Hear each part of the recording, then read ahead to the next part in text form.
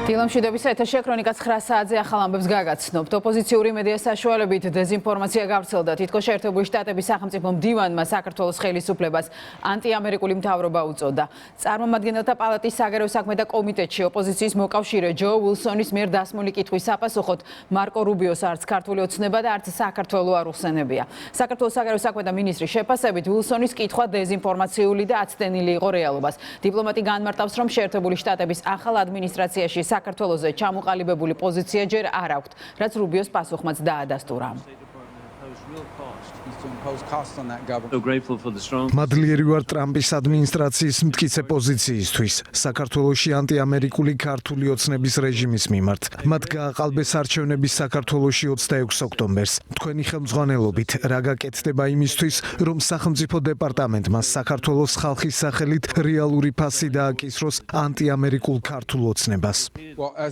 როგორც ნებისმიერი სხვა საკითხი დაუბრუნდები იმას, რაც თქვი ჩემს შესავალ განცხადებაში. შეერთებული შტატების მიზანია ჩვენი ეროვნული ინტერესები.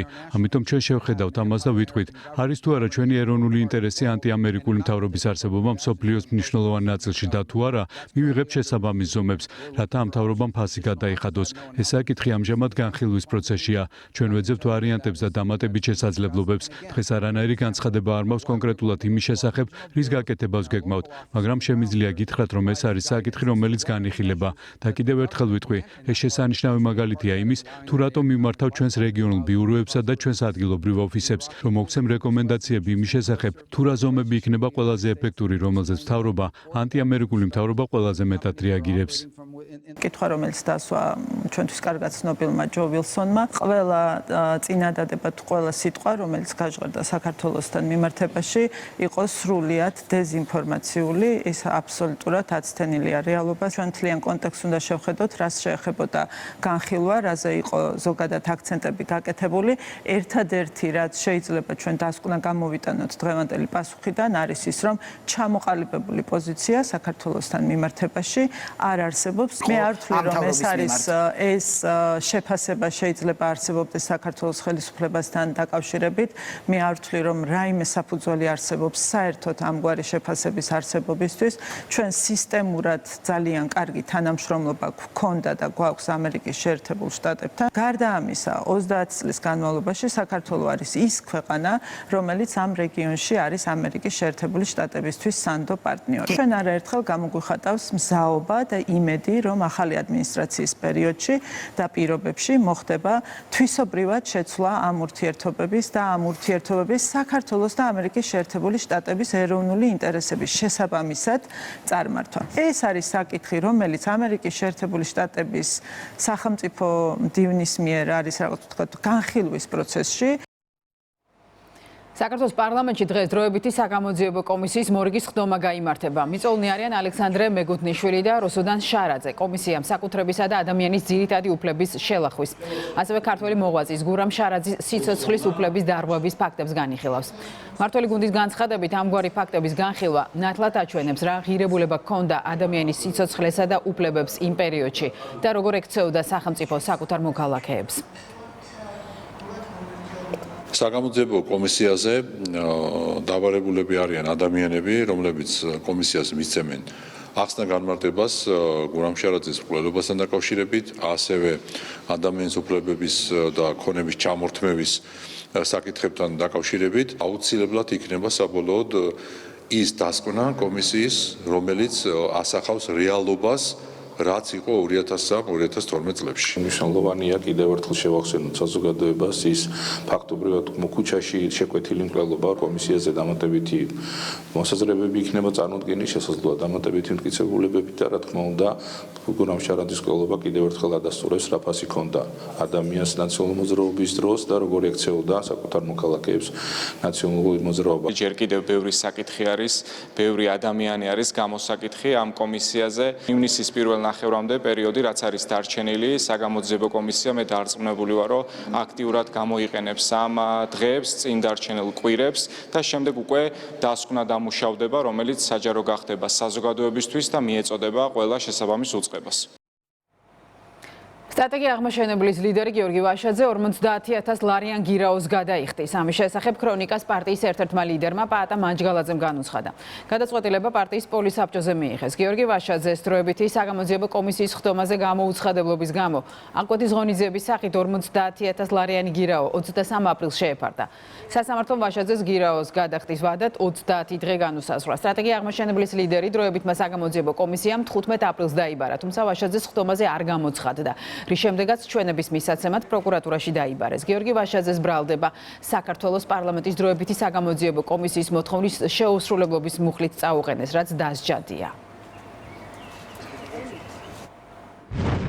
ჩვენ მივიღეთ გადაწყვეტილება, რომ იმისთვის, რომ წყობრივი წინააღმდეგობრივი მოძრაობის ფორმირება მოხდეს, საჭიროა, რომ ლიდერები იყვნენ არა ციხეში, არამედ გარეთ. როგორც ჩანს, ეს სპექტაკლი გათამაშებული იქნა გიორგი ვაშაძის გადასარჩენად, ასე ვთქვათ. რა თქმა უნდა, ეწინააღმდეგება მათ გაცხადებულ პოლიტიკას და კიდევ ერთხელ თვალნათლივ აჩვენებს, თუ როგორი დეზორიენტირებულია ჩვენი რადიკალური ოპოზიცია და როგორი არათანმიმდევრული, მათ შორის იმ ეგრეთ წოდებული პოლიტიკის განხორციელებაში, რომელსაც ისინი წვალობენ და ვერ ახორციელებენ, ასე რომ ეს არის აბსოლუტურად არასერიოზული ადამიანების კრებული, რომლებსაც პოლიტიკის გაკეთება არ შეუძლიათ. დედაქალაქში თავისუფლების მოედანზე დამოუკიდებლობის დღისთვის მზადება დაიწყო. საქართველოს თავდაცვის ძალების სამხედრო მოსამსახურეებმა პირველი რეპეტიცია გამართეს. სამხედროების მონაწილეობით ქვეყნის მთავარი ღონისძიების მზადების პროცესს თავდაცვის ძალების მეთაური გენერალ-მაიორი გიორგი მათიაშვილი დაესწრო. ასევე თავდაცვის მინისტრის მოადგილეები და თავდაცვის ძალების სხვადასხვა სარდლობის ხელმძღვანელები. რეპეტიცია გაიარეს წვემოდელთა ეროვნული სამხედრო სამსახურის ახალ წვეულებმაც, რომლებიც 26 მაისს დამოუკიდებლობის დღეს სამხედრო ფიცს დადებენ. თავისუფლების მოედნის გარდა ახალწვეულები ფიცს დადებენ კიდევ 5 სხვადასხვა ისტორიულ ადგილას. დამოუკიდებლობის დღეს ტრადიციულად სამხედრო ტექნიკა, შეიარაღება და აღჭურვილობა საქართველოს 21 ქალაქსა და მუნიციპალიტეტში გამოიფინება. საქართველოს დამოუკიდებლობის დღისადმი მიძღვნი ღონისძიება გაიმართება ქვეყნის მასშტაბით, სადაც ტრადიციულად წარმოდგენილი იქნება სამხედრო კომპონენტი. თავდაცვის ძალები ღონისძიებაში მონაწილეობის მიზნით განსაკუთრებულად ემზადება და დღეს თავისუფლების მოედანზე გაიმართა რეპეტიცია, სადაც წარმოდგენილი იყო თავდაცვის ძალების სხვადასხვა სტრუქტურული ქვედანაყოფები. 26 მაისი საქართველოს დამოუკიდებლობის დღე განსაკუთრებით მნიშვნელოვანია ჩვენთვის სამხედროებისთვის, რადგანაც კარგად ვიცით თავისუფლების მშვიდობისა და დამოუკიდებლობის ფასი. დღეს 26 მაისის ძირითადი ღონისძიების რეპეტიცია გაიმართა, სადაც მონაწილეობა მიიღო საქართველოს თავდაცვის ძალების 14-მა სტრუქტურულმა ქვედანაყოფებმა, მათ შორის წვევამდელთა პირადმა შემადგენლობამ, რომლებიც ფიცის დადების შემდეგ ჩაირიცხებიან საბრძოლო ქვედანაყოფებში და 6 თვის განმავლობაში გაივლიან წვევამდელთა ეროვნულ სამხედრო სამსახურს. ეროვნული დღესასწაულის წინ ოპოზიციის წარმომადგენლები მსხვერპლსა და შესაძლო დაპირისპირებაზე აკეთებენ აქცენტს. ფოფხაზისა და ხაბეიშვილის განცხადებები მმართველ გუნდში შეაფასეს. თქვეს, რომ რადიკალური ოპოზიციის განცხადებებს არავითარი მნიშვნელობა არ აქვს და სახელმწიფო იცავს თავისი მოქალაქეების ინტერესებს. გედი ფოფხაძე გამოვა თუ ლევან ხაბეიშვილი და თავის კუნთების თამაში დაიწყებენ, ასაკურველი არავითარი მნიშვნელობა არ აქვს. მნიშვნელობა აქვს იმას, რომ სახელმწიფო არსებობს, სახელმწიფო თავისი საზოგადოების ინტერესებს იცავს და დესტაბილიზაციას არანაირად არ დაუშვებს. ვერ მოესწრებიან იმას, რომ სისხლი დაიღურება, რასაც ასე აშკარად ლობირებენ ეს კონკრეტული პირები, მარიონეტები და ლობირებენ სამწუხაროდ გარემო თამაშეები, რომლებიც ფინანსებს და პოლიტიკურ მხარდაჭერას არიშურებენ. ეგრეთ წოდებული ლიდერების გამონათქვამებს უბრალოდ ღიმილის გარეშე შეუძლებელია ისაუბრო იმ ადამიანებზე, რომელიც ესეთ განცხადებებს აკეთებენ თან ესეთ დროს, ხო?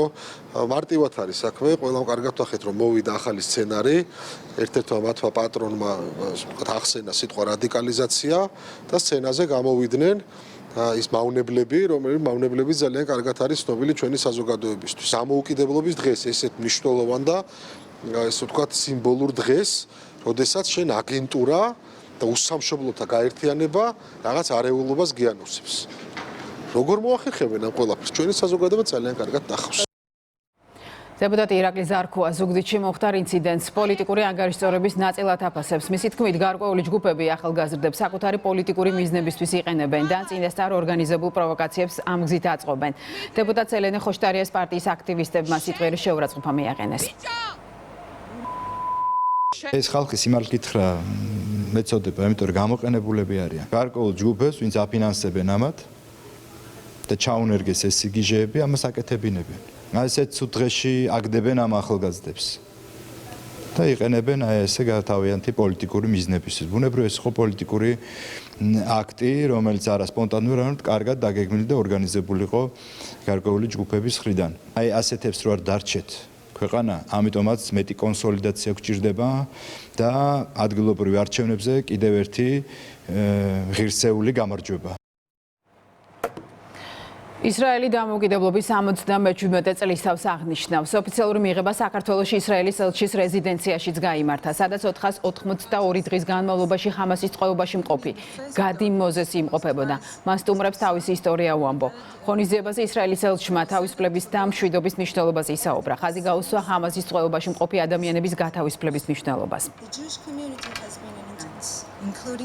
ჩვენ ისრაელის სახელმწიფოს დამოუკიდებლობის 77 წელს აღნიშნავთ. წლევანდელი წელი გამოირჩევა იმით, რომ განსაკუთრებული სტუმარი გვყავს გადი მოზესი, რომელიც ყოფილი მძევალია. ამასთანავე ჩვენ ჯერ კიდევ გვყავს 58 მძევალი, რომლებიც ჰამასის ტყვეობაში რჩებიან. ჩვენი გზავნილი მსოფლიოსთვის არა მარტო დღეს, არამედ ყოველდღიურად არის ის, რომ დადგნენ ჩვენს გვერდით ჰამასისადმი მოთხოვნაში, რომ დაუყოვნებლივ იქნან მძევლები გათავისუფლებულები. 50 წელია რაც ქართველ ხალხთან მაქვს ურთიერთობა. ეს ჩემი 42 ვიზიტია საქართველოში. ჩემი აქ ჩამოსვლის მიზანი იყო ის, რომ ჩემი ისტორია მომეყოლა 7 ოქტომბრის შესახებ. შაბათ-დილით სახლიდან ღაზაში წამიყვანეს და იმ მომენტიდან მოწყვეტილი ვიყავი მთელ სამყაროს. 482 დღე მარტო ვიყავი. ახლა აქ მოვედი, ეს ამბავი რომ მომეყოლა. ისრაელი საქართველოსთვის არის მნიშვნელოვანი პარტნიორი, მნიშვნელოვანი მხარდამჭერი, ესაა როგორც საქართველოს ისრაელისთვის. ასევე გავაკეთეთ ჩვენ დღევანდელ გამოსვლაზე სწორედ ეს აქცენტები, რამდენად მნიშვნელოვანია ჩვენთვის ერთმანეთის მხარდაჭერა, რამდენად მნიშვნელოვანია ზოგადად მშვიდობა რეგიონში საქართველოსთვის და ასევე როგორ უსურვებს საქართველოს ისრაელსაც მშვიდობას. პირველ კლასელთა საყოველთაო რეგისტრაცია დღეს დილის 9 საათიდან დაიწყო და 17 ივნისის ჩათვლით გაგრძელდება. რეგისტრაცია შესაძლებელია განათლების მართვის საინფორმაციო სისტემის ოფიციალურ ვებგვერდზე. სისტემაში მოზარდის რეგისტრაციას უზრუნველყოფს მშობელი ან კანონიერი წარმომადგენელი. ელექტრონულად რეგისტრირებული მოსავლის ჩარიცხვისთვის აუცილებელი დოკუმენტაცია სკოლებში 18-დან 27 ივნისის ჩათვლით უნდა შეიტანონ. დადგენილი ვადის გადაცილების შემთხვევაში რეგისტრაცია ავტომატურად გაუქმდება.